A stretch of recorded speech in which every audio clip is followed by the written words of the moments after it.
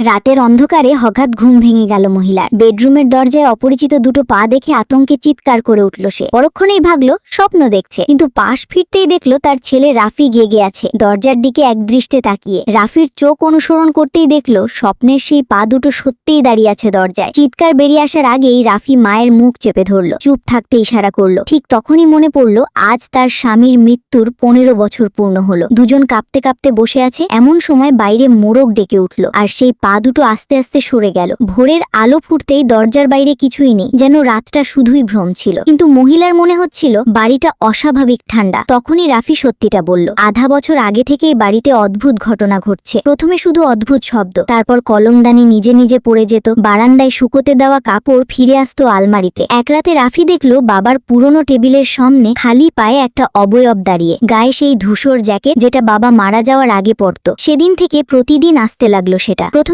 চুপচাপ দাঁড়িয়ে থাকতো, কাউকে কিছু করতো না, কিন্তু 3 দিন আগে হঠাৎ হিংস্র হয়ে উঠল। প্রতি রাতে রাফির বিছানার পাশে এসে হাতুড়ি দিয়ে খাটের ফ্রেমে ঠোকাঠুকি করতে শুরু করলো। তাই রাফি কিছুদিন ধরে মায়ের ঘরে ঘুমাতে চাইছিল। মহিলা যতই ভাবলো বুঝতে পারলো না তার ভালোবাসার স্বামী মরে গিয়েও পরিবারকে কষ্ট দিতে ফিরে আসবে কেন। ঠিক সেই মুহূর্তে বেডরুম থেকে তীক্ষ্ণ আঁচড়ের শব্দ ভেসে এলো। সাহস করে দুজন গিয়ে দেখলো দরজা নিজে থেকে খুলে গেল। ভেতরে কেউ নেই, কিন্তু পারিবারিক ছবিতে মহিলার আর রাফির মুখ দুটো আঁচড়ে ক্ষতবিক্ষত। মহিলা বুঝলো ব্যাপারটা এতটা সহজ না। ঘর তল্লাশি শুরু করলো। একটু পরেই রাফি টেবিলের নিচে লুকানো একটা কুঠুরি খুঁজে পেল। ভেতরে একটা ফাইল ব্যাগ, ব্যাগের ভেতর অপরিচিত এক মহিলার ছবি আর কয়েকটা প্রসূতি হাসপাতালের বিল। মহিলা থমকে গেল। এই মহিলাকে সে চেনে না, আর স্বামী এসব কেন লুকিয়ে রেখেছিল বোধেই আসছে না। স্বামীর কি অন্য কোনো গোপন জীবন ছিল? সত্যি উদ্ধার করতে রাফিকে নিয়ে সেই মহিলার খোঁজে বেরিয়ে পড়ল সে। কিন্তু দুজন বাড়ির গেট পেরোতেই খেয়াল করলো না একটু দূরে সেই আতঙ্কের পা দুটো আবার এসে দাঁড়িয়েছে। পরদিন ছবির ঠিকানা ধরে গিয়ে দরজায় কড়া নাড়ল।